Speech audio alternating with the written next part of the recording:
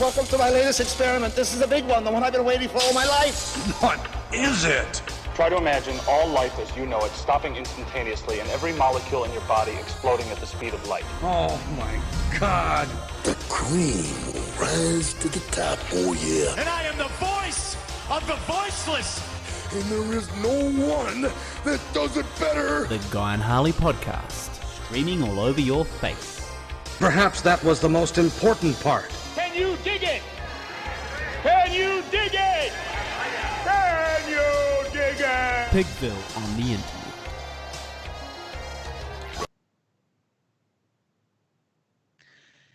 Well, I'll be relaxing, enjoying a coffee, when all of a sudden I'm like, get off me! I start choking out pedestrians until they give me my shot of califilistrian. But that's old news now. That's old hat. I'm a perfectly normal necrophiliac. My name is Harley Neville. Welcome along to the Guy and Harley podcast. And I'm Guy Pigden. And who was that hilarious lyricist? That was actually one of your favorite lyricists. It was either Shaggy Two Dope or Violent J from the Insane Clown Posse. I got a feeling, I got an Insane Clown Posse vibe off that one. From that one, I was like, yeah. This thematically seems appropriate of an Insane Clown Posse track. So I wasn't disappointed. Well, welcome along to a very special episode of the Guy and Harley podcast. One of the most special episodes in the history of the Guy and Harley podcast, because we are, as we speak, as we talk live to you, if you're listening live, which most of you aren't, but if you are, we are releasing our feature film Older. It is out in the universe. It's in the interwebs. It is around the place. You can pick it up in multiple ways. And is this... Because, I mean, this is the future. We need a round of applause.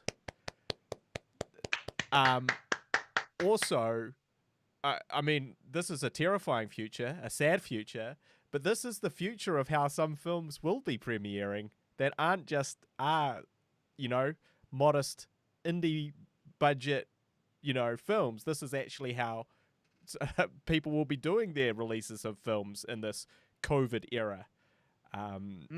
So, it's not actually that unusual that this might happen. It just seems very unusual and unexpected for the two of us. Yeah, well, six and a half years in the making or so. But to be honest, I mean, this is always how it was going to come out. It was just going to have a cinema screening first. And what we're doing is just doing the online bit first, but still having our cinema screening when we get out of level 3 lockdown here in New Zealand. So it's not that different. But it's out, right? 6.5 years. 6.5 years. You've been struggling on this thing for 6.5 years. Now, we've had all sorts of woes with getting this thing out. Hang-ups, hold-ups, disruptions. Really out of left field stuff as well. You're like, well, who expects a worldwide pandemic?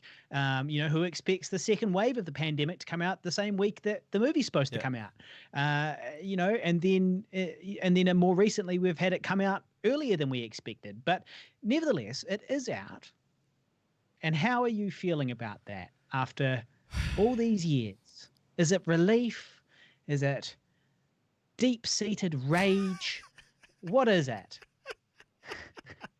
It's probably a mixture of those things. It's certainly probably a mixture of definitely some rage is in there. No doubt that's tied up in this whole debacle, so to speak. Certainly there is some element of relief, but if I really had to think about it and break it down, I remember back to the first time that I had sex last year, and I remember that no, I was a teenager, but I remember like having did it, I was kind of like, That's it. So, is that it? Is that the thing? That's what I've been building up this we- entire time. We got. Okay. That is not what I was expecting. And I think, to be honest, this isn't just about filmmaking. This is kind of about life. This is a representation of life and what happens when you kind of reach a milestone that you've been working for a long time and working very hard to get to. You get there and you kind of look around and you go, well, shit, everything's just the same. So fucking what? And that's kind of what the movie's about. And as it well. is certainly thematically what a lot of the movie is about. It's like what happens when your dream comes. So, and again, we get into this weird, or I've certainly got into this weird thing where essentially I write something that is meant to be, completely unrelated to me. I'm writing something that is fictional, and I'm writing something that is exploring an idea. And then somehow, by the time the film comes out, I'm experiencing that thing. So, in this case, it's that, is that it moment? Is this it? What, I did all that for this? So there's that aspect of it. And I remember in the first film, there was a lunatic director who was like, I did this for 10 long years and they laughed at me and they didn't give a shit. And then I was like, wait, I'm writing something that was meant to be funny and that's what has happened. Your that's life. That is my life now. And I'm feeling some waves of Inception going on here. And I'm definitely, and I guess also that the other feeling that you get when you kind of do something huge, you do this big thing, when you go, is that it? And then a little part of you goes, no, that's not it, you dipshit. You've still got all this other work to do.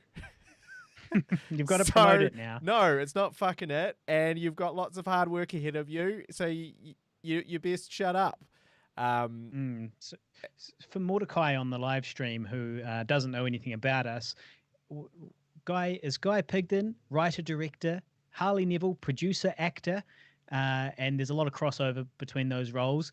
And this is our second feature film, which has just come out today, virtually, on Amazon Prime, Google Play, internationally in all English-speaking territories, and you can see it in the links in the description below, the various places where you can buy it or view it. And so it's very exciting for us. And our first feature film had a character in it that was a director that went nuts, and Guy went nuts. And I'm a director who went nuts. The second feature film was about someone really struggling to come to terms with the fact that sometimes these big life goals that you achieve actually don't really achieve anything or don't really make a huge difference. Quite meaningless.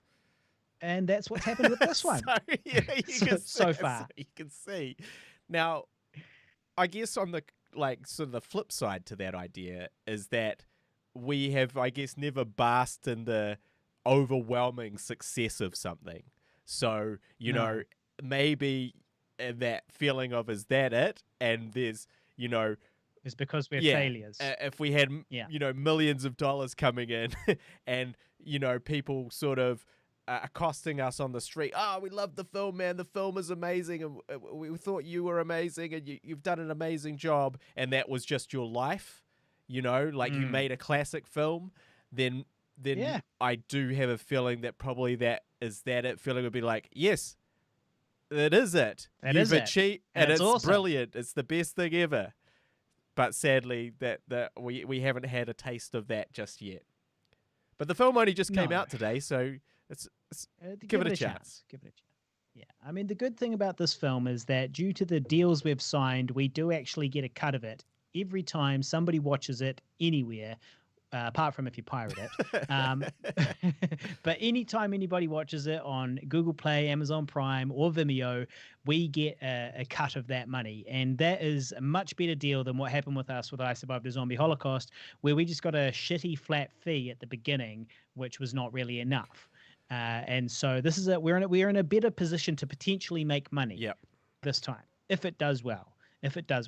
But one of the issues we do have is that one of the major selling points of this movie, and one of the things that made this movie challenging and interesting as a viewer and so on, was that we had an honest and confronting approach to the sex scenes. And there was a lot of sex scenes. And to get in the end, we only just found this out, 3 weeks ago or something, just before we were about to release it. They go, hey, actually, you've got to cut out all the sex so that it can get on Amazon and stuff. And we're like, oh, well, that was the whole fucking point. We made the movie.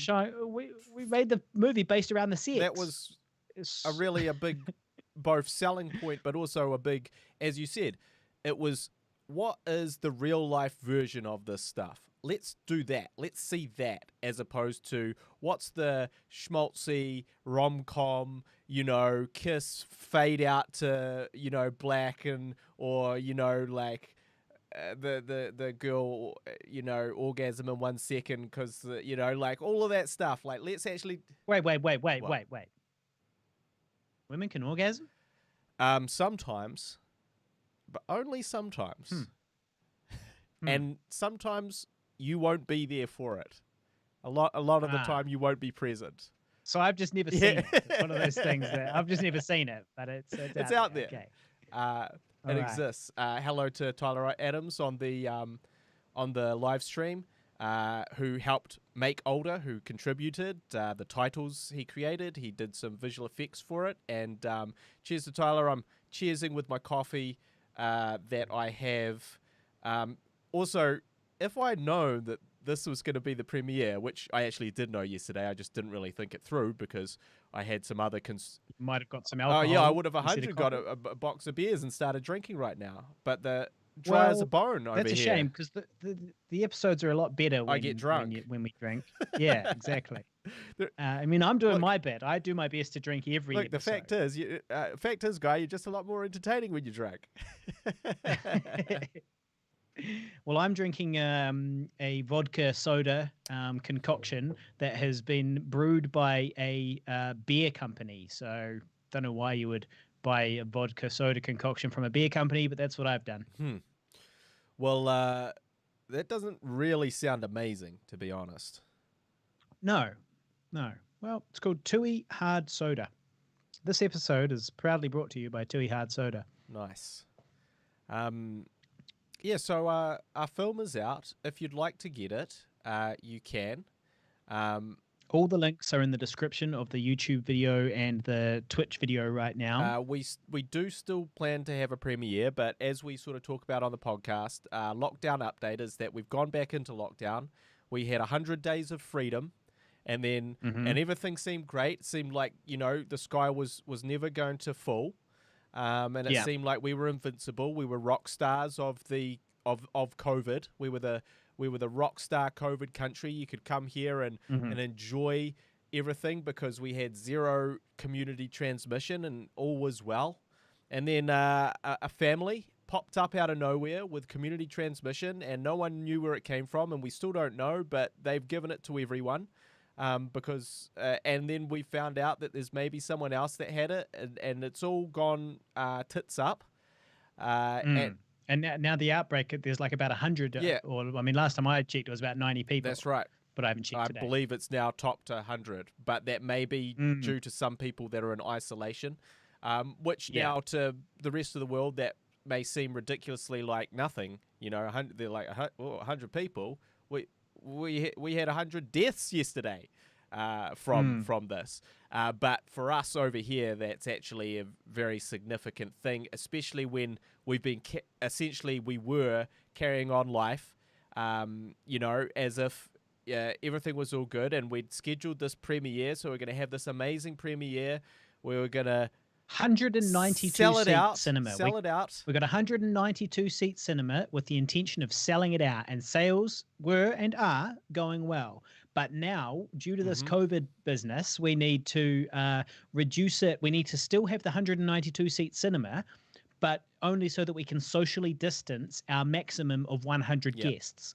Now, we have sold 60 tickets of the 100 tickets. So if you would like to see it, there's 40 tickets left. Actually, I think there's 36 tickets left. So if you're in Auckland and you're available on August 30th at 7 p.m., it's going to be at Rialto Newmarket, and you can get your tickets on Eventbrite or on facebook.com/Guy and Harley or facebook.com/older movie. So that's probably the best place to get it. There's an event called Older 2020 World Premiere with Q&A. Go find that on Facebook, and you can get your tickets and join us there. And we would love to see you there and bring along your questions. And even if you've seen it online already, because it came out 2 weeks earlier than we anticipated. It was meant to come out the day after the cinema premiere. Instead, it's come out 2 weeks before the cinema premiere. This was not our fault. This was not our plan. This was out of our control entirely. Yep. And we're not that happy about it. We're a little perturbed, you might say.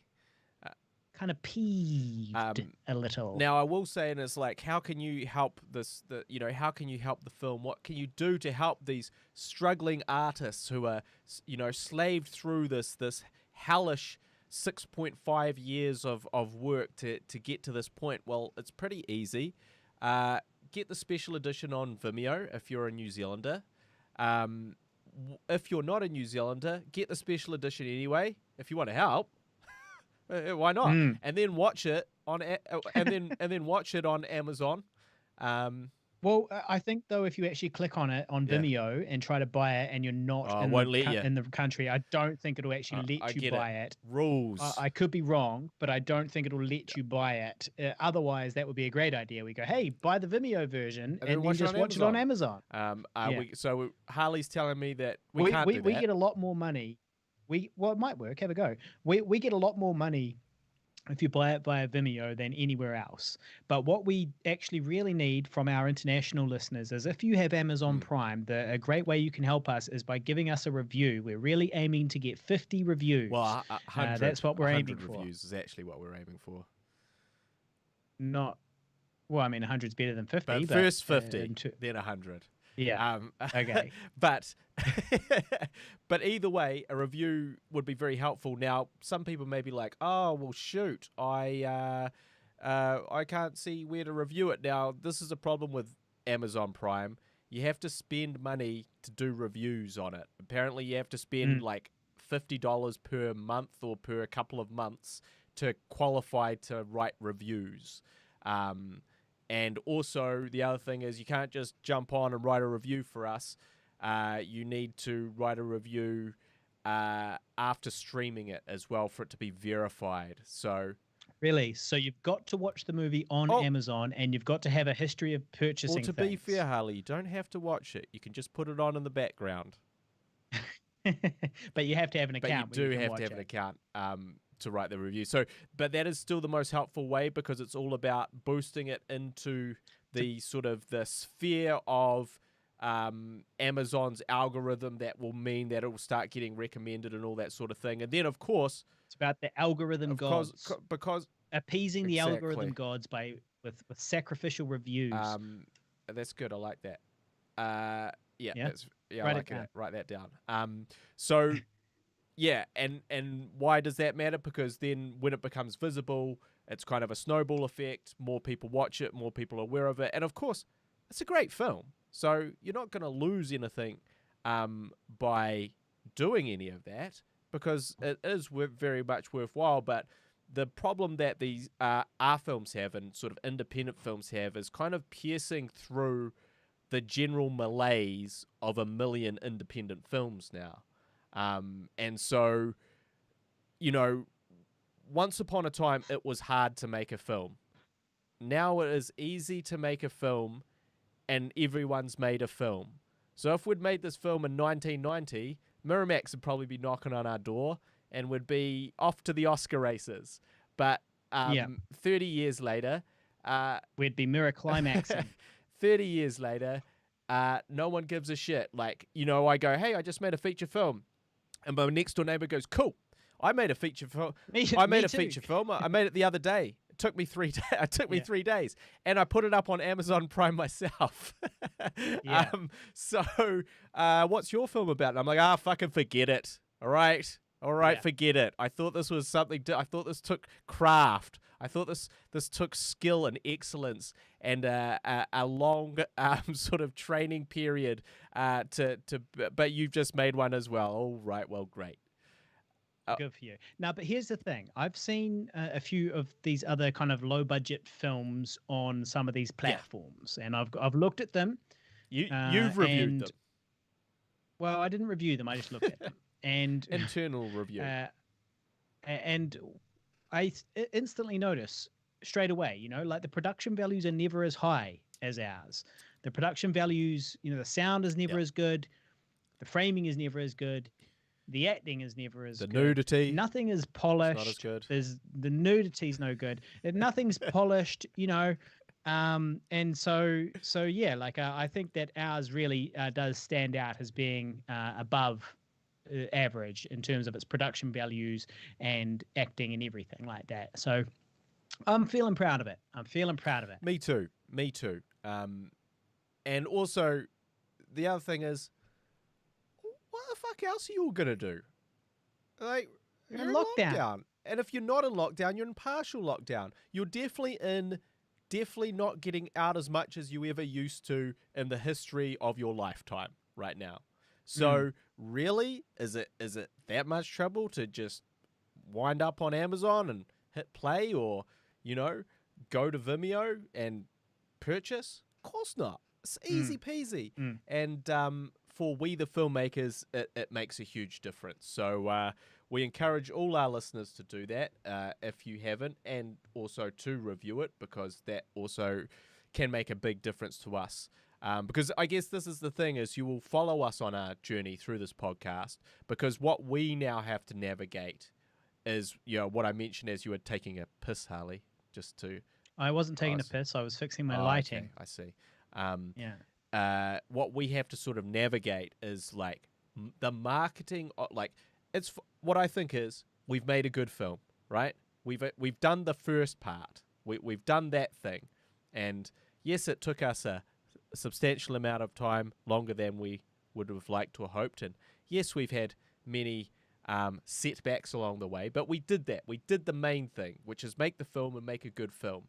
But now the challenge, if that 6.5 years wasn't enough of a challenge, which is, how do we show that to people, not just our friends and family, not just our close associates, not just our modest fan base, but how do we go up and above that sort of that hill, peer out into the audience of the masses? Where do we find those people? How do we engage with those people? What do we do? And how are we going to achieve that? And that's the question for us, and that's the things that we have to try through various means, without the most obvious solution, which is a large marketing budget. And also, I was listening to a podcast where they were talking about this, and they're like, it was so different when Facebook just shared everything that you did, And so if you had a page and you had 1,000 people and you did a post, it would be possible, if they're all online at the right time, that they'd all see that post. And obviously, things changed in the world of Facebook. Oh, Zuckerberg, he'd be wanting that cash. And Zuckerberg would be wanting that cash. And so those types of things just don't exist anymore. But us type of indie filmmakers don't necessarily have that money. Yeah. So that's where we're at. Follow us along. Now, do come on this journey with us. Now, Mordecai on the live stream commented earlier asking which one of us would be most likely to be on a government watch list due to our browsing history. Ooh. I think like you're much more of a pirate than I am. So on the one hand is that, but on the other hand, I am reading the Unabomber. I was going to say you manifesto. did read and openly promote the Unabomber manifesto. Well, it's a good piece of literature. Not only that, but as previously discussed on the podcast, you do have a massive erection for Hitler, and World War II. Hitler is the antagonist in the greatest drama of history. The greatest drama of history. The Star Wars, World War II, is the Star Wars of history. And I like Darth Vader. I'm interested in Darth Vader. That's all it is. But it's not. It doesn't mean I agree with Darth Vader. It means that he's a good bad guy, and he's interesting to study and see what he's done. And how he came to power and so on. And so yes. So those probably it's me that's most likely to show up that's certainly possible. Yes, I would go with you probably for those reasons. Yeah. I think that's true. I haven't actually finished the Unabomber manifesto. I'm really close to it, but I keep on getting distracted, doing other things, more important things like promoting Older the Movie, olderfilm.com. But it is quite interesting. He did say something that resonated with me, which was that since the beginning of civilization, organized societies have had to put pressures on the human beings within the society for the sake of the whole social organism, right?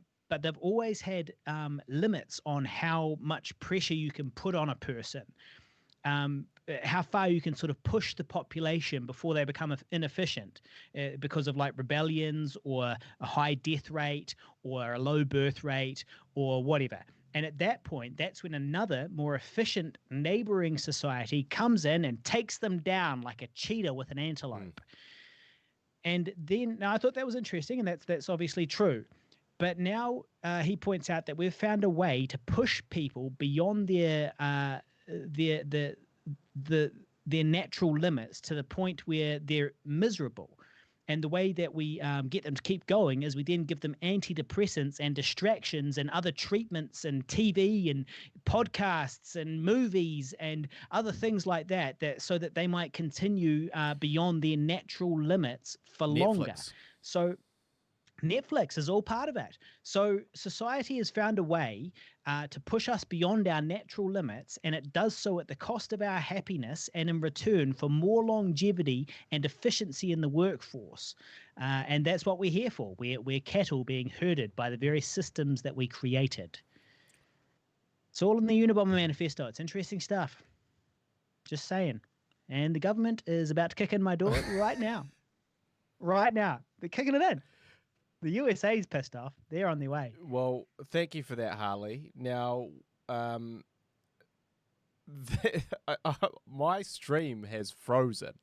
Okay. I like my face at the moment on the stream.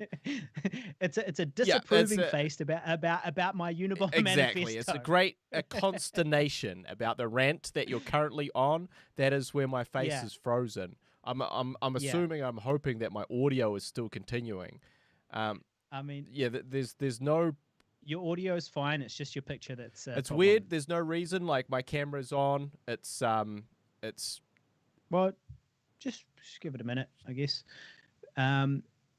But Mordecai on the live stream, if you can still hear us, just listen to the final podcast. It's on YouTube. It's on Instagram. It's on YouTube, Twitch. It's on Spotify. It's on iTunes, and it's on Libsyn. So if you'd like to listen to the final edited version of this podcast, if you missed anything due to your interruptions, your internet disconnections, and so on, you can do so on Spotify. All you got to search for is the Guy and Harley podcast, and you can see every episode ever. There's 179 of them so far. So have you tried maybe turning your camera on again and off again? That is a classic. But I don't think it'll work because it's weird that you're frozen. But it's worth a try, right? It is. And while you do that, I'll point out that Tyler Adams has just rented on Amazon Prime right now. He has just rented Older the movie, which is awesome. So thank you so much for that. And if you can, make sure you give it a thumbs up and a review. A 5-star review would really, really help us. We're aiming for 50. So far, we've got 2. But that's not a bad start, considering it only just came out today. That's pretty good. That's pretty good. Now, talking about America and how sad it is. Somebody commented on the live stream, sad American sigh. I am quite concerned about the American democracy having been hijacked by these Republicans, these right-wing gun-toting militias that want to keep their guns so that they can rise up against the tyrannical government. And yet the tyrannical government is here and they haven't risen up. And the reason why, and this is the scary part, is because they have no intention of rising up against a fascist regime. They want a fascist regime. They want to kill immigrants. They want to kill blacks. They want pogroms on the streets of America. This is what they want. They're the bad guys. That's why they haven't bothered rising up. This is what they've been aiming for. So, yeah. I mean, when I read about the Holocaust, I often wonder, like, you know, who are these people that could shoot their neighbors? You know, this is them, guys. These Trump supporters, these are the people that, you know, 70 years ago would have been carrying out the Holocaust. They're the ones pulling the triggers. And so you got to understand that your local redneck, these are the people, well, maybe not all rednecks. I don't want to say that all rednecks would be that, but these are the people. These Trump supporters are the people that would be carrying out the Holocaust and will be carrying out the next Holocaust. And your dumbass is going to be standing in a bloody ditch, and you're about to be shot, and you're going to go, well, it would never happen to me, but it can and it will, and we're witnessing it firsthand. And so that's why it's a very, very, very important that this election, this incompetent, bumbling, evil man is taken out of office in the United States of America. For a let's make America great again. Yeah. What was Obama's slogan? Oh, I don't know. He had a good one. Yeah. Yeah, something to do with change. I can't remember. Yeah. But anyway, get on it. Apparently, he did an interview today or yesterday that was a pretty moving call to action, but I have not caught that. I just you know, the thing that makes me feel better about the whole thing is you know, as America descends into chaos and anarchy and mismanagement is really the primary problem. Corruption is the primary problem. Mismanagement. Overt corruption is the big issue in America. With no repercussions. That's the exactly. weird thing. Like, that's the weird thing, because, like, in New Zealand, right, everyone is very quick to call the government to task for things. If we're not happy with what the government's done, we're quickly like, we bitch about it on Facebook. You better fucking But, like, it. you know, it's like, right, how did COVID come back? We need an inquiry into the border. We are now ordering the government to start an inquiry once we've gone back down to the next lockdown. And it's like, that will probably happen. Why? Because we, the people, have dictated that, and we, the people, will vote you out if you kind of piss us off too much. And it just feels like there is no like, we, the people, like, look at Donald Trump doing silly shit, and we all sit back and go, cool. And some of us go, this is what we want. We love this. We the people are enjoying. So anyway, but I do highly recommend people watch the Late Show with Stephen Colbert for some good scathing Trump bashing, and some good exposing of like, to me, he's the voice, and there's many other people too, but to me, he's the kind of the voice of like common sense in a way. Just sitting back and going, guys, really?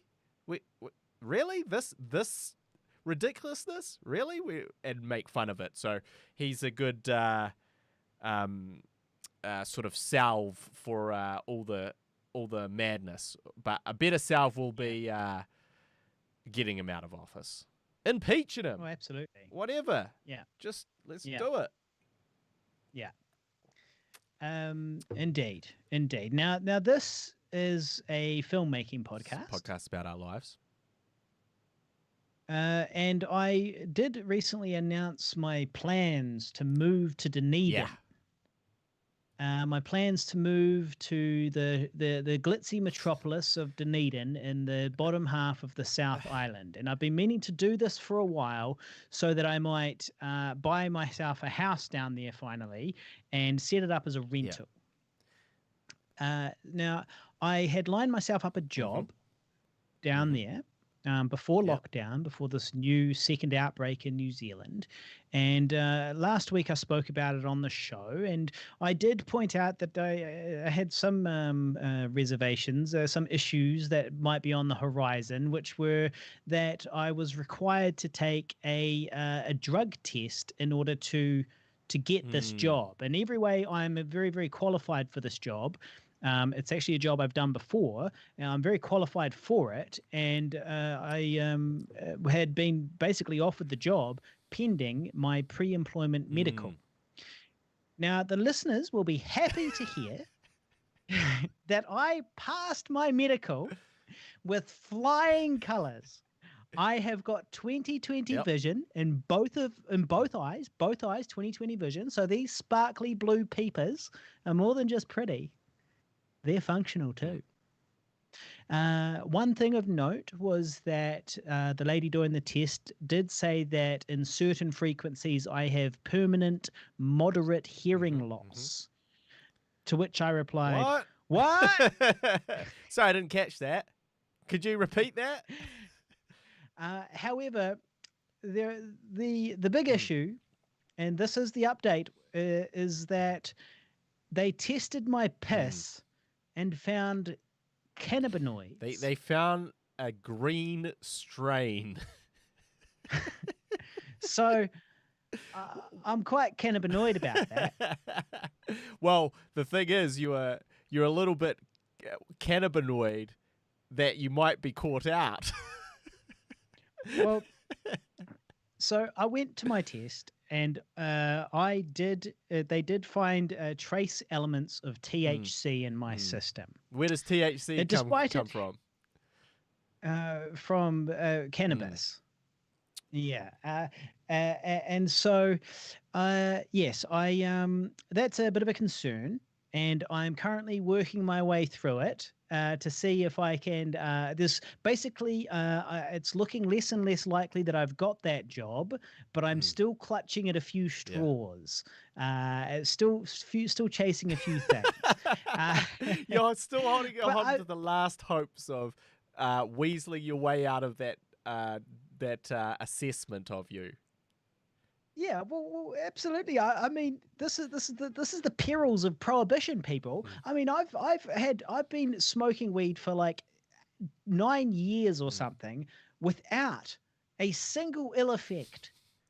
My life is good. Everything's under control. I am a professional who has a lot of employers.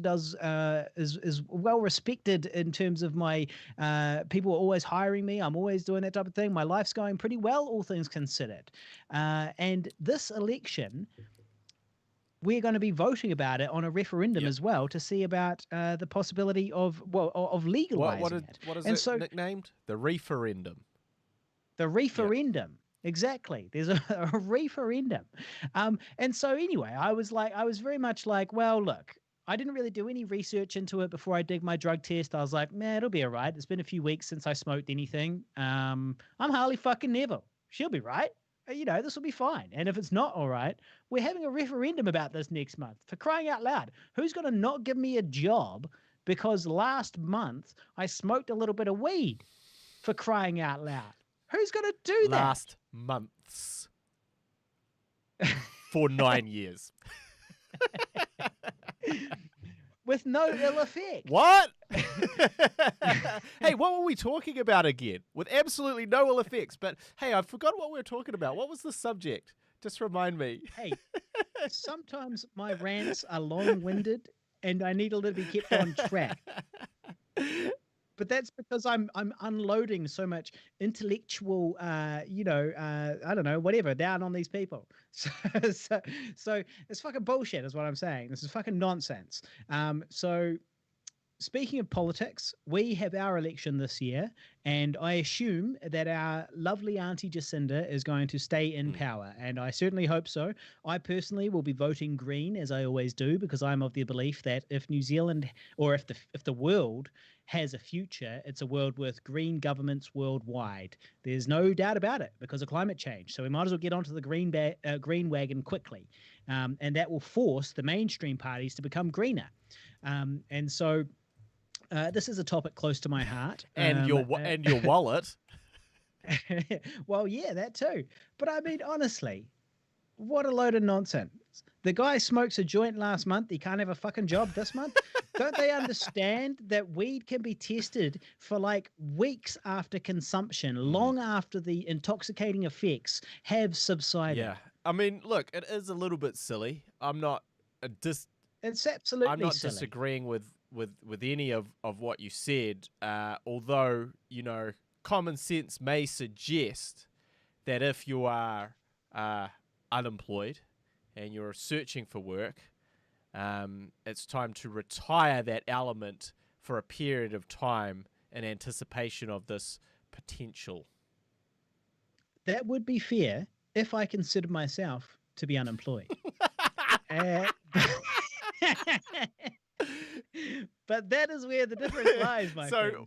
I'm not unemployed. I'm my own boss, and I'm not very busy at the moment. It's different. It's different, mate. It's different. You got to understand. It's different. I'm a freelancer. So when we said that COVID took everything you had and all your work, and you'd done absolutely nothing for months, you weren't unemployed, and you weren't in need of a job. You were just cruising, waiting for the next freelance role to come through.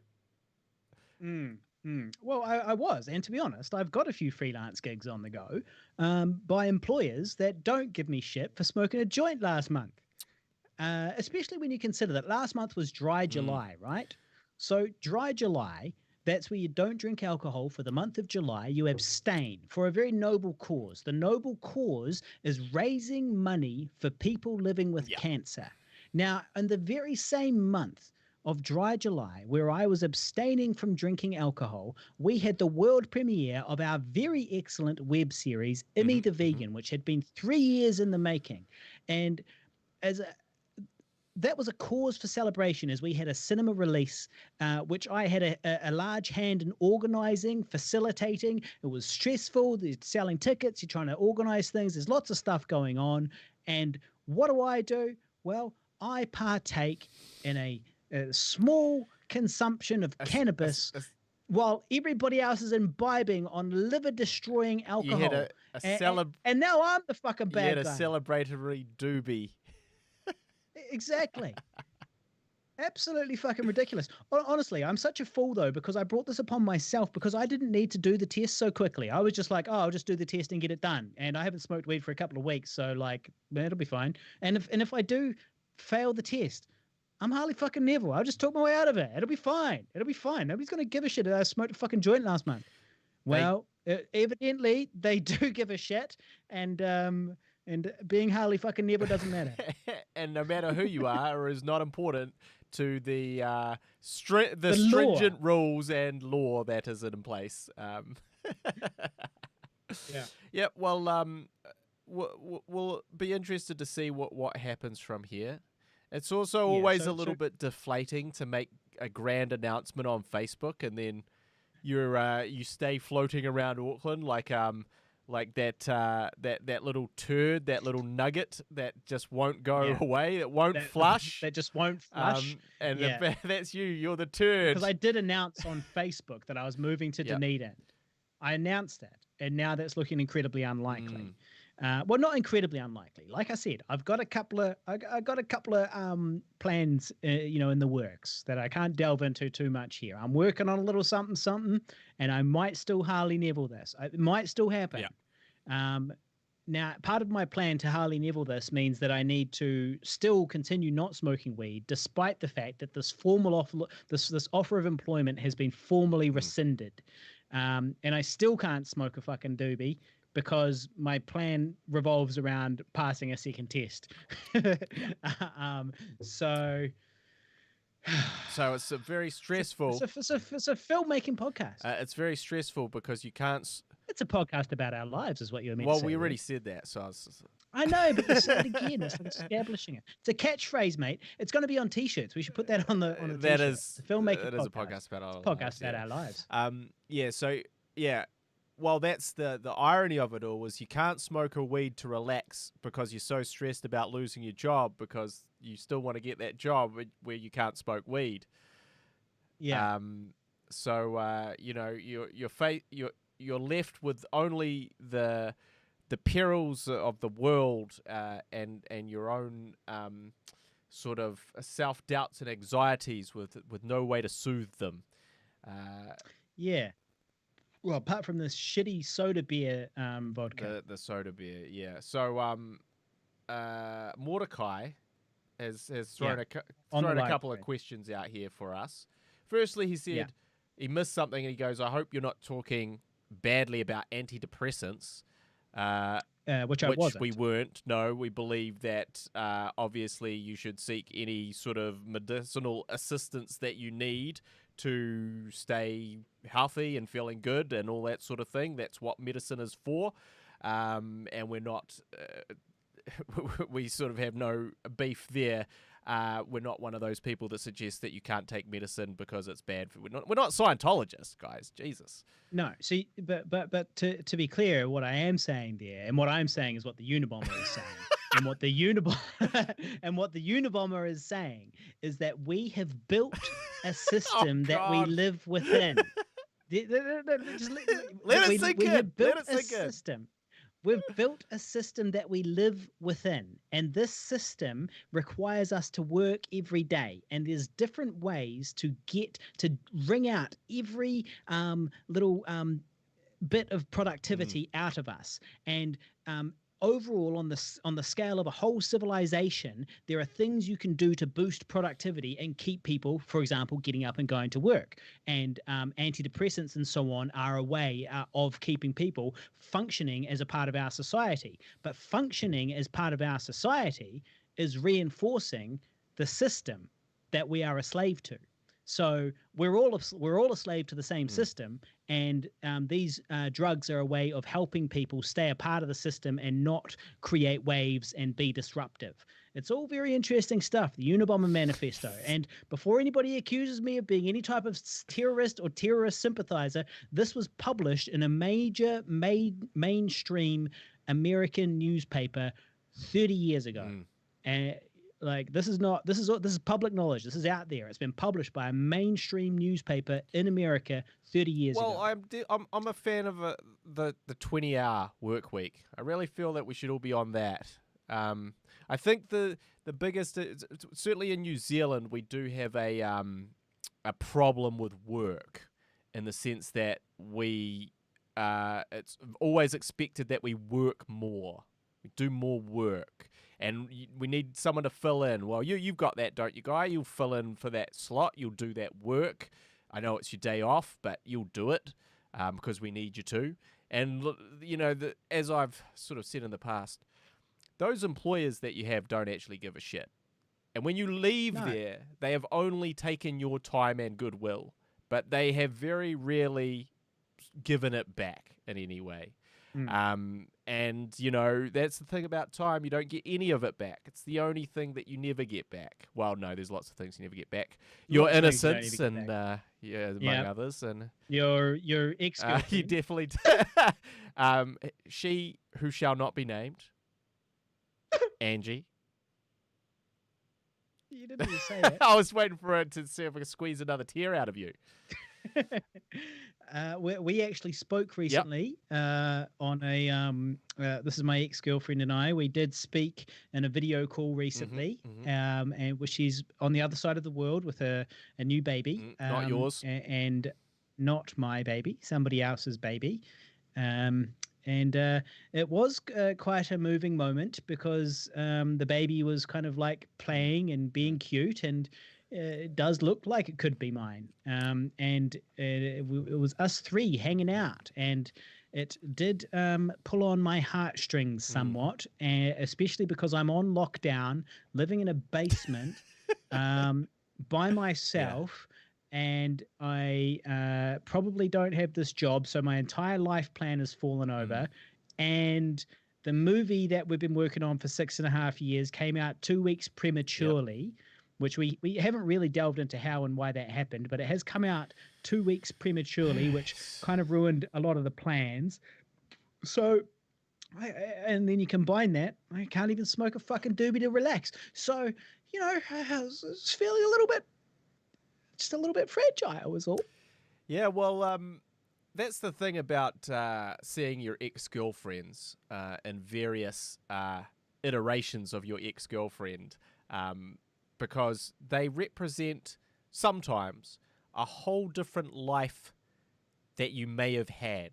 They represent a sort of a diverging parallel universe where you did a whole bunch of things differently, and you worked this out or you worked that out, or you decided to stay together, and then you go, what would that be? And then you look over, you kind of peer over the fence and see, that might have been me. I might have done those things. I might have had that kid, or not lived in this basement, or you know, been in LA, or you know, many things, or be married. I might be married right now. And so you see, you get a peek into a window of that, and hopefully when you look into that, you go, I don't want that shit. Exactly. You go, sweet. Fuck that. Fucking dodge a bullet there. God. Dang. So happy right now. Hopefully that's Man, your feeling and inclination when you see these parallel universes fold out, you know, sideways, when those people with other people and they're doing their own thing, but you still are friends with them on Facebook because they haven't chose to unfriend you, and you're not bitter about it. You wouldn't really know what that's like, though, to see your ex-girlfriend on Facebook. Well, now to be fair, Harley, I think you've got one. By my calculations, you've got one that hasn't blocked you. Now, to be fair, now, let's just literally. I can absolutely say conclusively that I have at least 2 that have not blocked me. Okay, I can only think of one. I've got a firm 2 in my pocket there. Yeah.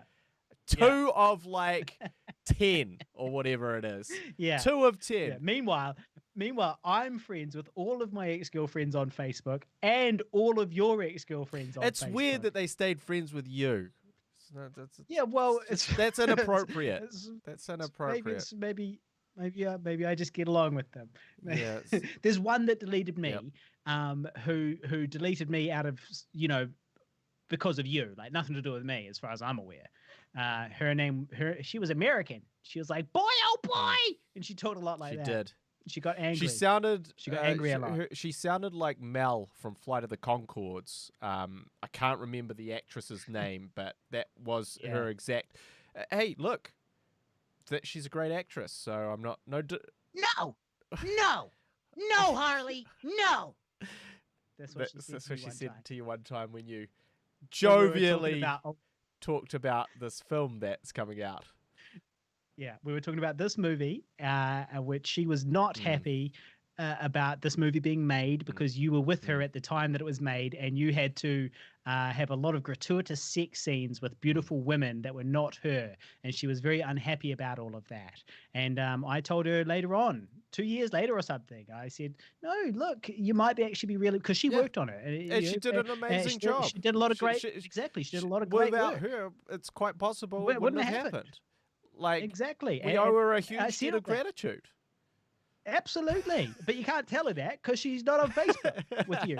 She's not on our Facebooks. And, and so I told her all of this at a party one time. And I said, look, you might actually be really proud of it when you see it. You'll sort of, now that you've had time to step back and you kind of understand the art that you've created. And no, Harley, no. And then she started crying, and I was like, all right, mate, I can calm your farm. You go, all right.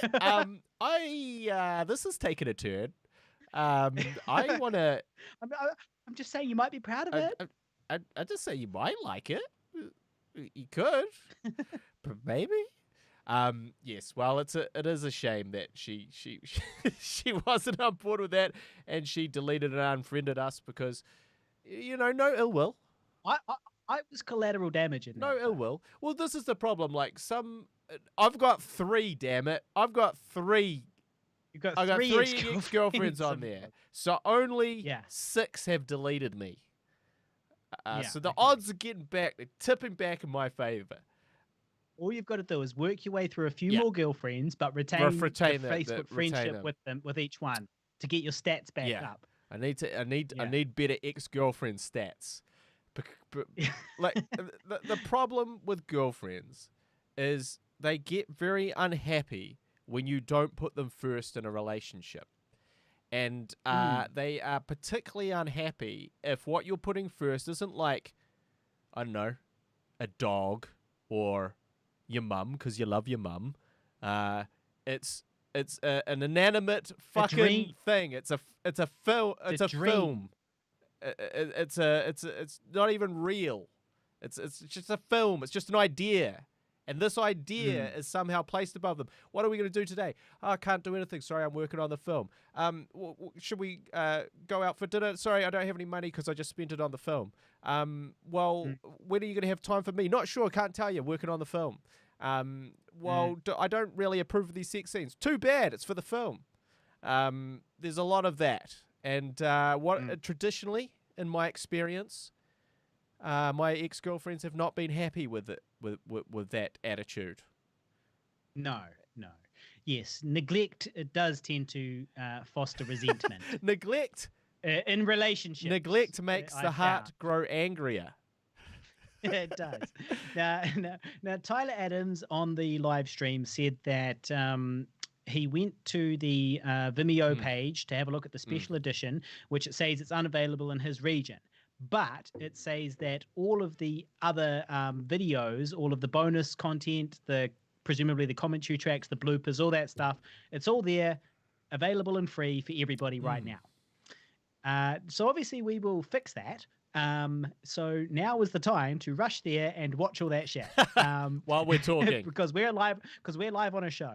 But after the show, we'll fix that so that it's not publicly viewable. Now, you actually set that up, but I didn't notice it, and I kind of took over from you and didn't fix it. So we can claim 50-50 on I that really don't know what I've done wrong there, because obviously I was including it all in that on-demand package.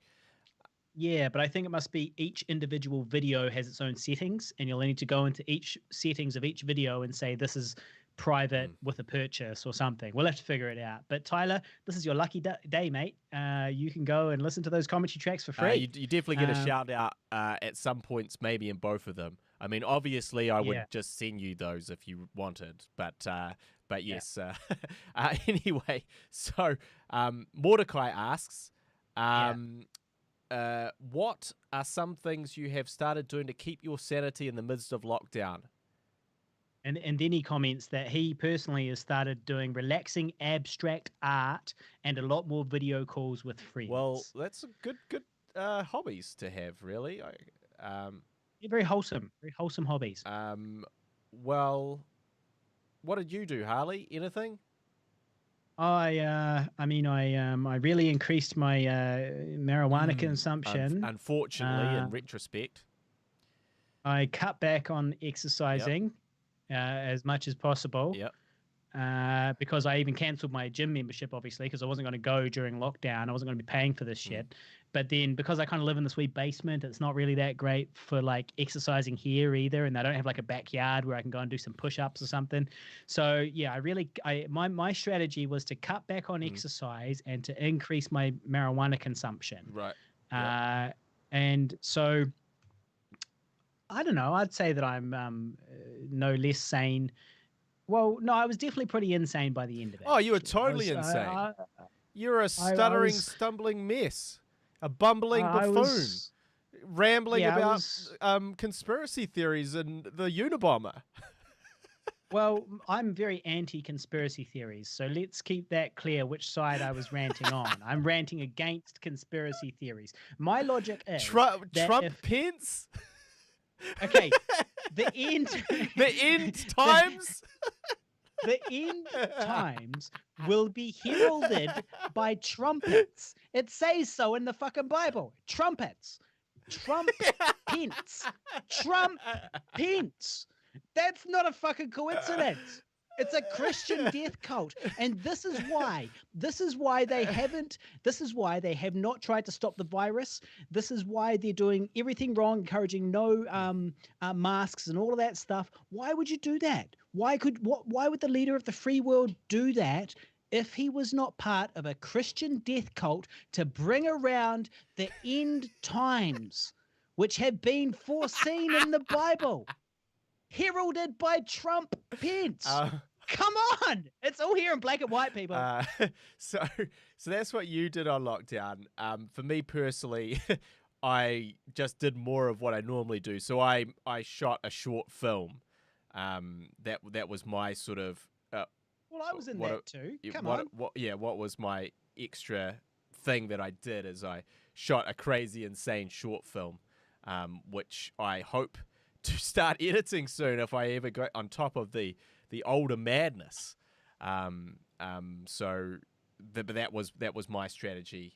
So we all have different strategies.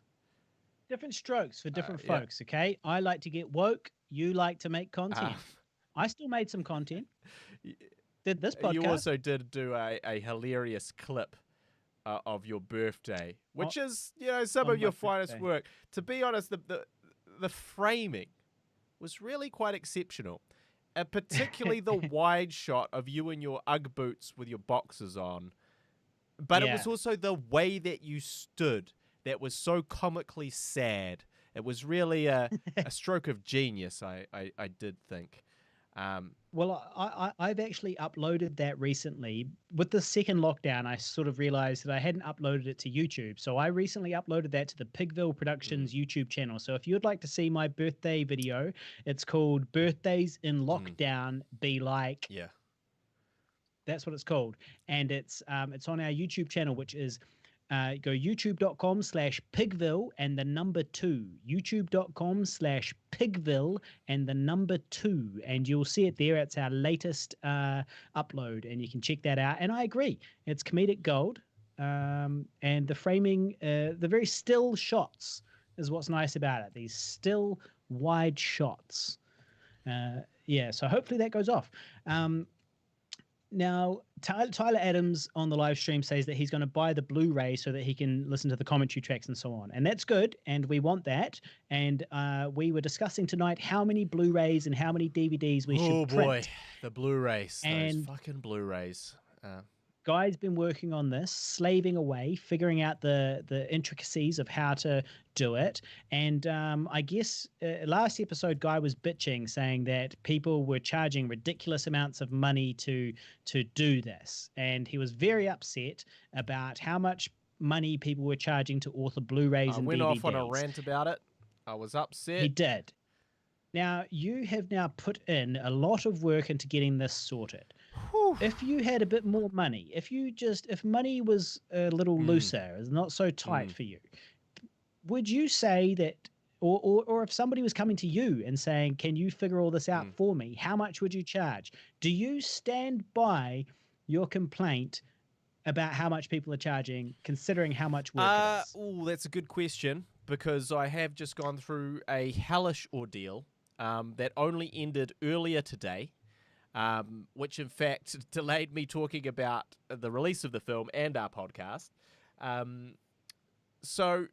But I still maintain, like, the problems that I encountered was that I was trying to make a Blu-ray or DVD on a 10-year-old computer using 10-year-old software, which had, in fact... included a sort of a fatal flaw, which, unbeknownst to me, was causing me more consternation. So the program that I was using has been discontinued for many years. And in fact, what I found out through the chat groups is that when they discontinued it, they added a patch that would make it stop completing the Blu-ray burning of the disc that you were trying to make, because you have to pay Blu-ray, Sony or whoever invented Blu-ray, a certain amount of money to have the license to be able to create Blu-rays. So in their sort of final, like, see you later, they're like, cool, disable that. And so it just comes up with this weird error when you get to the end of authoring a Blu-ray, which caused me a lot of problems, because I get to the end and then I go, why the fuck am I getting this message? Why isn't this working? This is so basic. What am I doing wrong? I was doing nothing wrong. It was the company. Frickin' Adobe. But anyway, what's the point of all of this? Yes, I've gone through hell. Yes, it was horrible. But all the people that actually make these have all this in place already. So what they actually do is the thing that takes about an hour to two, where they click. But I got to stop you right there, because done. Yeah, but that's the same argument as saying that bands shouldn't get paid very much to perform in the pub because they just show up for an hour, you know. But it's like, no, they spent years perfecting their craft, learning the ins and outs, buying the appropriate gear and equipment and all of these things. And it's very much the same with filmmaking, for example, you know, like you've got to charge a certain amount to show up. Sure.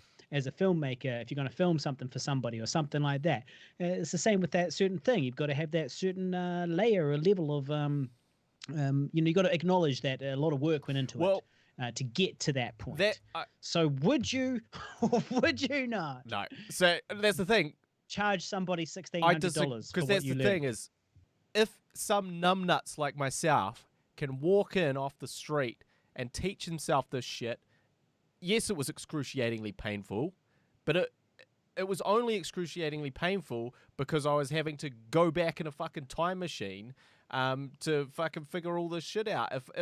If I'd already done that and people were like, yeah, so I want this DVD. Now, would I charge more than I was hoping to charge of $200? Okay, maybe I'd bump it up to $500. A nice round $500. But never in my wildest dreams would I say 1,000 or 1,500 or 2,500. No frickin' way. You know, that I just don't like. I'm still got an issue with, like, if a bozo like me can figure it out, can't charge too much for it.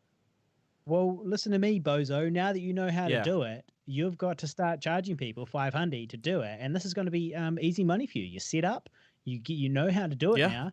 You've figured it out, and you can undersell the very people that you hate. It's perfect. You can undercut the very people that you hate. These people that you say are charging too much. And you know what's beautiful about it is that as time continues and as the it's only going to go up in value more as the equipment required becomes rarer and rarer. Although the jobs might become rarer and rarer too, because nobody wants a fucking DVD or a Blu-ray. Mordecai on the live stream asked us which we would rather have, and he's been kicked off several live streams for this apparently. Would we rather have a banjo for an arm or a harmonica for a mouth? Now, I do appreciate listener feedback, but that's a tough one because, well, is it? Because on the one hand, I was going to say a banjo for an arm because you can still communicate, and communication is very, very important. But on the other hand, you're not disfigured. Well, I mean, no, your face is pretty disfigured if you've got a harmonica for a mouth. So I was going to say, at least you've got your body. So I was leaning towards a banjo for an arm over a harmonica for a mouth, which might be considered quite disgusting and loud. But every time you walked somewhere, you'd be like, you would, oh, I can't do a harmonica. You would be the most when you just breathe out. Exactly. You would be the most hated person in any room.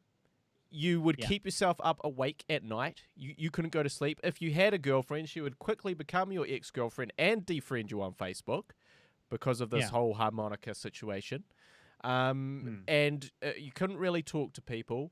And you wouldn't want to talk because you would be so annoyed by the sound of you that you would kind of become a mute that just breathed harmonica.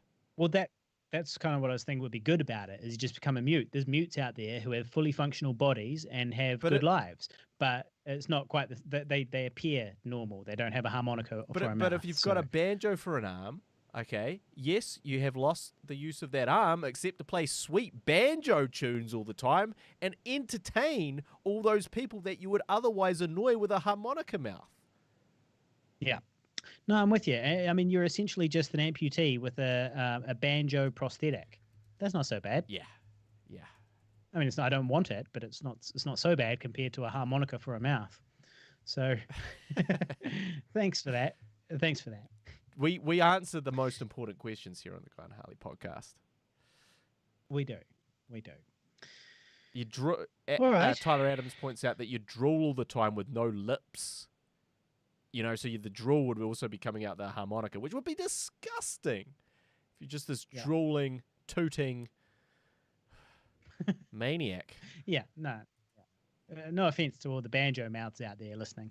Harmonica mouths. Oh, that's what I mean. So what else has been going on? What else is... Well, look, I mean, I think that's really all of my updates. I want to continue talking, and yet I don't have anything to talk about. So you see, that's a recipe for a shit show. The ongoing conundrum. The ongoing conundrum.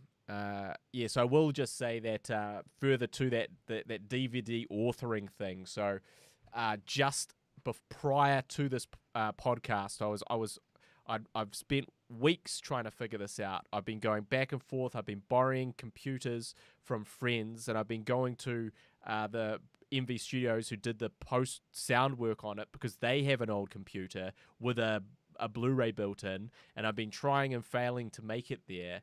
And I was like on the verge with all these things. I was on the cusp because it takes quite a long time for me to give up on something. I'm not... Well, no, sometimes I give up on things very easily, but if it's something I care about, then I'm very dedicated to trying to figure it out, especially if I think that I can. And I definitely could see, I was like, I've done almost this before. I just need to take it an extra couple of levels with this thing, and I just need to figure it out. And it's like, all of this technology exists. It's just a decade old. It can't be impossible. But I was on the verge of being like, look, I can't spend any more time on this. I've actually got other things that I should be doing for older. How important are these Blu-rays? Who's even going to buy them? We're living in a digital world. We're only manufacturing 25 of these Blu-rays currently. That's currently the plan. One of them's going to Tyler Adams. So he's got one earmark, so there's only 24 left. And they're working out, how much did they work out per unit? I think they work out to be, so there's a pressing fee, so you have to pay that up front, which I think is like $50. And then that's depressing. And then it's a depressing fee for us. And then I think it's like about $9 to $10 per Blu-ray. 9 to 10 plus the 50 spread over all of them, which is $2 each if there's 25. So we're talking like $11, $12 per DVD. And then if we're selling them online, that's a problem because we've got to add postage and the Facebook store. So the best and most lucrative way to sell them is in person at the screening. And we imagine that they'll be 25. Yeah, probably 25. At the screening. So we're going to make approximately $13 per unit. And there's 25 units. Which comes to a grand total of 25 times 13 equals in my head. That comes to $325 by my calculations. So you have just done all that work. If best case scenario. If best case scenario, we sell all of them, you've done all that work, figured it all out, and we've still got to stand around like fucking assholes at the screening next to the merch desk trying to sell these to people. And there's also the fee for having FPOS available on our phone and all of these things. So you've got to take that out as well. I don't know what that came to, but let's just say $300 before tax. Almost seems like it's not worthwhile.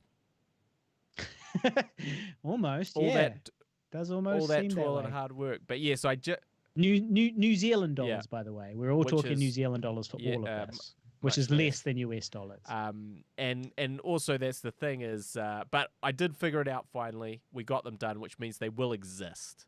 So I am happy about that. I mean, look, at the end of the day, you should be trying to provide your audience with the maximum ways to access your film in some capacity. And look, there's old school people like, I'm all for Blu-rays. I like Blu-rays.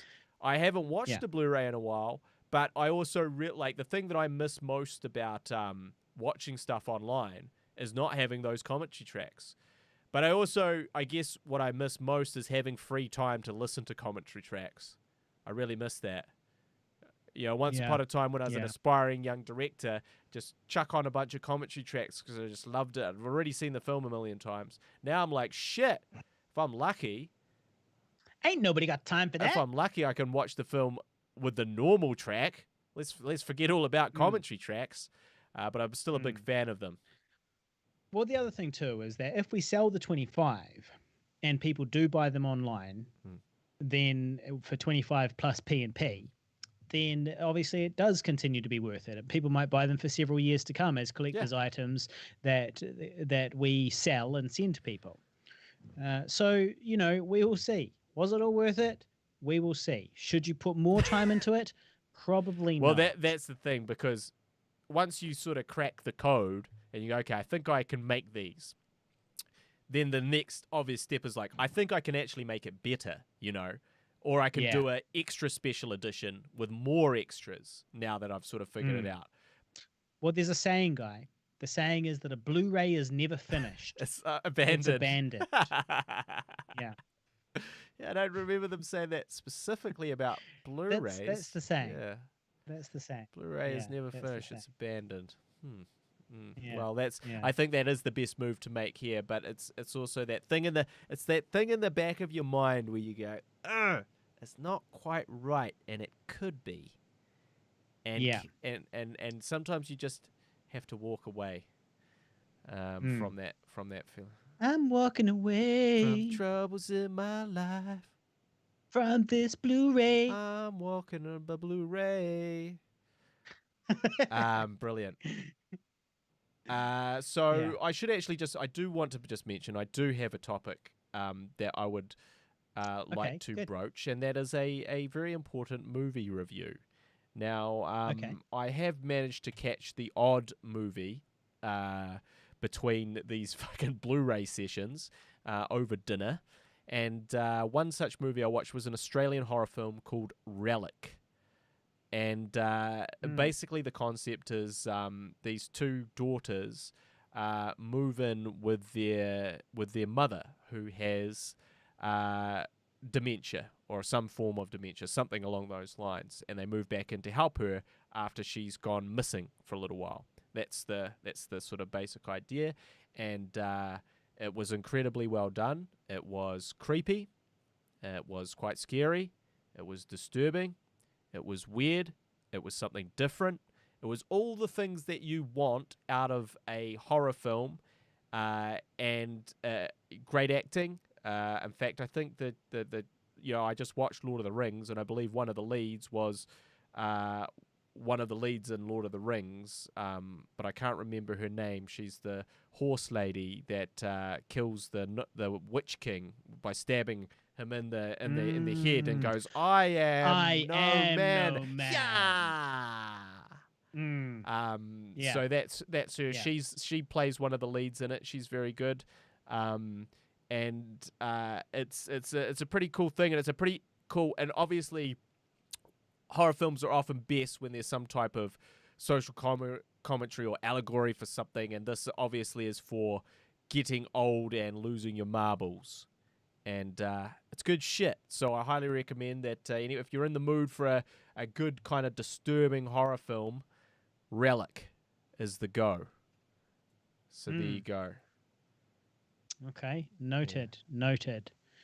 I've been watching a lot of World War II documentaries. I'm still watching those. And I've really run out of things to watch on Netflix. I've actually clocked it. I've clocked Netflix. No, I've just watched the only things I'd ever want to watch on Netflix. Yeah. Well, I've still got a lot of Netflix to go, but I will say that Netflix, at least in New Zealand, I'm talking about sort of more recent films. They've got good older great films on there, but like new films and films they've made are always, almost without fail, the drizzling shits. Like 1 out of 10 Netflix films, Netflix originals, is fucking horrible. And they really haven't cracked movie making. They TV series, they've got many, many beautiful, great TV series on there. They've figured out TV series, but they have not figured out movies. I've been watching Dark. I've heard that's pretty good. German or something. Yeah, it is all right. It's not bad. I'm slogging through it. It's all right. Yes, I enjoyed that.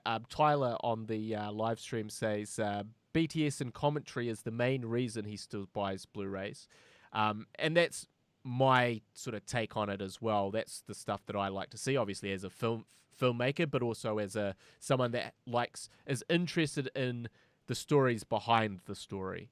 They can always be quite illuminating, and I do recommend our director's commentary on the older. That's quite an entertaining one. That's a pure entertainment one. I feel like director's commentaries fall into a few categories: boring, stop talking, start watching their own film, randomly come in and say some stuff, but it's not that interesting. All anecdotes, anecdotes from on set and like having a laugh and joking between people can be good, can be bad. Inside jokes and not giving a shit can occur. And then the third, super technical breakdown of we did this way, we did that way, we did all this, and this is how we achieved that, blah, blah, blah. Now, I'm a big fan of the technical, and I'm a big fan of the anecdotal as well, if done right. And I would say ours falls into tier 2 there. Anecdotal and done right? Yeah. Okay, that's good. So, that's good. Yeah. And he also asked, now that Older is out, what's next on the feature film horizon? Yeah. Well, hopefully nothing. Hopefully we'll get back on track and do these short form YouTube content again. Regular stuff coming out regularly, working together. You and I writing and acting and things together. It'll be a lot of fun. We'll shoot them. We'll release them regularly. And we can put all this feature film nonsense behind us. We've done it twice. It didn't work, but it's all right. It's done now. Conversely, I would say I'm not sure. But hopefully it doesn't take 7 years. I don't see why it wouldn't, though, right? Unless we magically get some money. That would be the issue. Yep. So if we're doing another feature film that is us making something for $10,000 or $20,000 or $30,000, that's going to take 7 years. It's going to be 5 years. It's certainly more likely to be 7 years that way. Although, hopefully, we've learnt some things along the way of this one that could... Well, that's what we said the first time. That's what we said about the first one, which took 4.5 years. And we said, well, we'll do something simple this time. We'll take all these lessons that we learned from I Survived a Zombie Holocaust, our first feature film, which Mordecai should go check out right now, I Survived a Zombie Holocaust. And we took all our lessons from that and said, let's shoot something simple. It's beautiful people talking in beautiful places. And it's just going to be shooting at our flat and you're going to act in it and we'll smash this motherfucker out in 12 months. We're going to we're going to take all those lessons. This one has taken 2 years longer than I Survived a Zombie Holocaust. But there were different mistakes made. That's the thing, is we did take lots of lessons from I Survived a Zombie Holocaust and put them into action in Older and made things a lot better and easier in many ways and did things a lot smarter. We sort of ran into other problems that we weren't anticipating because we didn't do those same things. Fortunately now we've run into all the problems. There's no more problems to run into. You can't run into anymore. So our third film we've done all the problems. We've solved now we'll solve them all. And the number three times the charm for not taking a silly amount of years. That really will be 12 months. Well, let's not get overboard, but it will definitely not be 7 years unless we. 12 months. 12 months sounds like a long time to me. Still. 12 months goes by in a blink of an eye.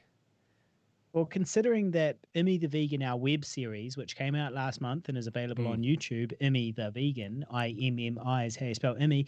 Immy the Vegan took us 3 years from its first inception. Inception? Is that the word? Yeah.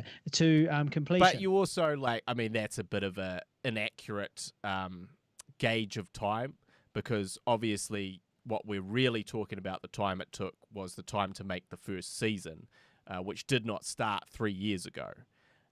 No, it started 2 years ago. And again, but again, it's still like an inaccurate, it's an inaccurate judgment of time, because it's like, if someone is not working on something for a year, then it didn't take that year. Who's not working on it? No, because there was people working on it in order to do the crowdfunding and no. So I mean after was... the fact. I mean that, because really what was the problem, and what also was the problem in older, is the post-production and specifically the editing. And if someone is not, if you are waiting, a year for someone to do some editing, then that's not it being made, it's it being not made if it's not actually being done. And so then that, basis of time is like, well, it took 2 years or it took a year, but it's like, well, nothing was actually being done. So yes, it did take that long, but not because it was being worked on as it should have, and thusly being made in as an accurate amount of time. It really took this chunk of months here, this chunk of months there, and this chunk of months here, which none of which even add up to a year. I also will say, feature film length. It is, yeah. So, but we haven't really figured it out, except it could be, well, no, we haven't figured it out yet. I hope... All right. Well, Mordecai is leaving on the live stream. So Mordecai, mate, before you go, make sure you hit follow. And make sure you go find this podcast on iTunes, Spotify, Libsyn, and we're also on YouTube as well. And so this is, we do it live, but then we edit it and we put it on all of those platforms as well. So go check out the Guy and Harley podcast. Please do hit follow. We do this every Thursday night at 7 p.m. New Zealand time. Loose definitions of Thursday and 7 p.m., but generally that's what we aim for. And Tyler, the website creator, who should not be confused with Tyler Adams, the VFX creator, Tyler, the website creator, hopes that there's an Immy the Vegan season 2. So that's good. So yeah, anyway, shout out to Mordecai. Thanks for stopping by, mate. Good questions. Sorry I didn't get to answer your question about space. I did want to. His question about space was, would you rather be lost in space in a ship or lost at sea in a submarine by yourself or something like that? And my answer for that is that it sounds like you're dead either way, and I would rather be an astronaut. So fair answer. Let's get in that spaceship and die an astronaut, and then my corpse will be forever barreling along at thousands of miles per hour into the unknown for like eternity. Until maybe one day I might even be found by an alien and reanimated of, cloned type thing. So that could happen. That could happen. Whereas if you die in the ocean, you just die like everybody else that's died in the ocean. There's a great Star Trek episode where they reanimate some cryogenically frozen people and sort of cure them of whatever they were about to die of. And then they sort of start talking to these people, and I don't really remember. I just remember that it was kind of a fascinating episode, and particularly one guy was like, "You don't understand. All my money and my riches and my family," and they're like, "Yeah, that's not. None of that stuff's really important anymore." And he was like, "No, the money. It's really important." And it was like, yeah, it's an interesting concept of like that thing that you assigned all this value to. In the future, no one gives a shit about that type of thing anymore. Hopefully, no one will give a shit about money in the future. We can all just make movies whenever we like. Well, when we hurry up and get our centralized communist government, your beloved comrades will help out. Tyler also said Tyler the website creator, or Tyler the partial website creator, as he's known. The unfinished website creation. Said, absolutely loved Older, 5 out of 5. So there's our first review. Thank you, Tyler. I also got another review coming in here from a friend of mine. We loved it. And honestly, all my emotions were on show tonight watching it. Oh, sounds like somebody was crying. Sounds like someone shed a tear, and that's understandable. It's an emotional journey we hopefully take you on. So, indeed. Well, I think that's probably a pretty good place to leave it. Good show. So shout out to everybody that tuned in. Shout out to all the guys on the actual podcast out there listening to the edited version. We haven't forgotten you, the Sexy 160, the CD 160, or the Sifty 150, whatever you identify as nowadays. So thanks so much for listening. Now, the most important thing you can do, and this is important now. This is something that you can do now, and this is a way you can really help us, is you can go to Amazon, or you can look in the links in the description below, and this will be on even if you're listening later, on the edited version of the podcast, these links should still be available below. And these are the links where you can watch our second feature film, which we've been talking about on this show for literally the entire length of this show. This show's been going for 5 years, and Older has been in post-production the entire time, and we've been doing pickups the entire time and all sorts of stuff. We shot Older after our first feature film, but before our first feature film had come out. Before we'd really finished our first feature film. Just after we'd shot the first chunk of it. The main chunk. And so it is finally out. This has been what I like to call in the Guy and Harley podcast a long-term story arc. It's one of those ones where you listen to the show for months and years on end, and you kind of go, wait a minute, I'm actually kind of getting embroiled in this now. I do kind of want to see what happens with this. Well, this is your chance to actually be a part of the show. And all you need to do is go and watch our film and help it succeed. And we would really, really appreciate that. One very important thing we're doing at the moment is we're trying to get as many reviews on Amazon as possible. So if you have an Amazon Prime account, please go and check out the film. Please give it a 5-star review. Write something nice down there. We're aiming for 50. We've got 2, and we really need your help. Now, there's 150 listeners out there on the podcast, so you can help us achieve that goal. Now, if you're in New Zealand, the best way to watch it, the way that makes us the most money and supports the film in the biggest way, is to watch it on our Vimeo, because we got into our contract with our sales agent, and this was a good move on our behalf.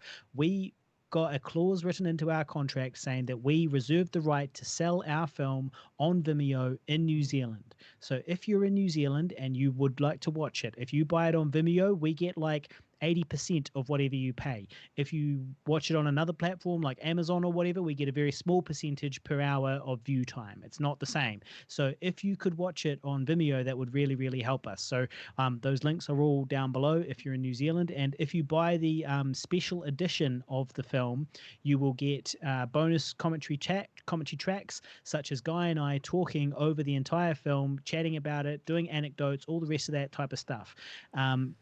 So that really is the best. That's the best thing for us, is if you buy the extended, the special edition of it. And then one other thing of note is that if you buy the Vimeo version of it, if you're in New Zealand and you're like, should I watch it on Amazon or should I watch it on Vimeo? They're both good, but if you watch it on Vimeo, you're going to get the 4 extra minutes of bonus sex. Now you tell me, does that sound good? Sounds good to me. And tell you something else too. If you watch the Vimeo version with the 4 extra minutes of bonus sex, I can guarantee you that if you pause it in the right place, you can see the base of Guy's shaft. Yes, I did.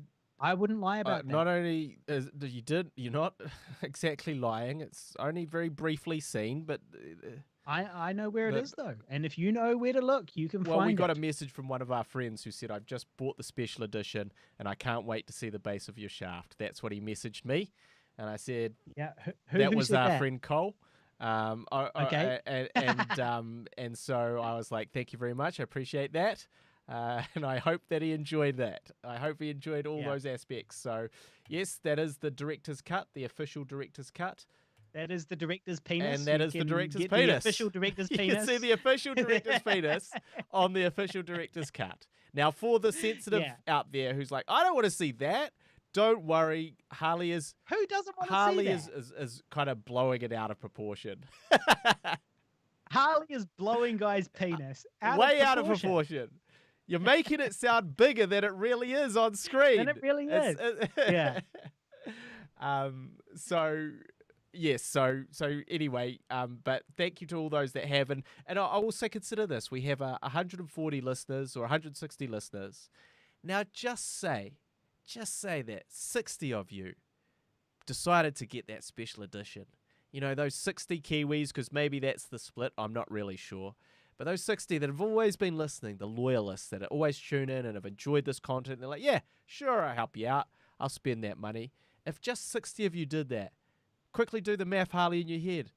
What's I'm just calculating 60 right times now. 20? 60, well, okay, so 60 times 20 is $1,200. $1,200.